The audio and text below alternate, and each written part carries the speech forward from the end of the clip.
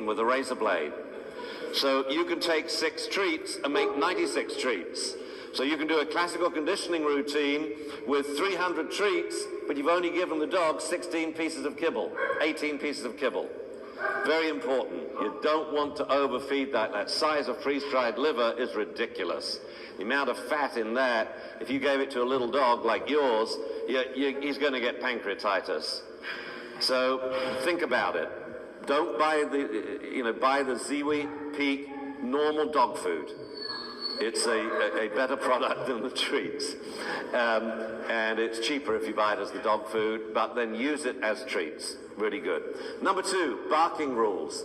I have very strict barking rules. I hate dogs that bark unless we ask them to. And that's the second thing we're not going to do this morning. Woof and shush, until the dogs get used to being here.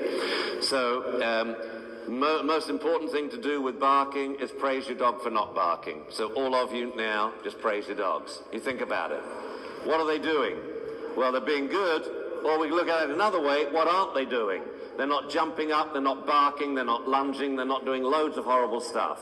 If you want to train a dog and you want to change his behavior quickly, the most important thing is rewarding the dog when he's getting it right. That is always the nitty-gritty of training. That's always your maxim. Reward the dog for getting it right. And I've got news for you. When I do bad dog workshops, like in Japan, so every dog's coming because the owner thinks he's a bad dog, and they're usually little tiny snappy yappy dogs, and they get bitten 3 times a workshop. Okay? We generally get rid of it in about 20 minutes by just rewarding the dog when they're not snapping and yapping, which is about 95% of the time. Even bad dogs are good 95% of the time. So if you praise them and pet them, the good behavior grows. Every time you reward a dog in this room, you're getting mega classical conditioning bang for your buck. You give your dog a treat, and the dog associates the treat with being here and being next to these dogs.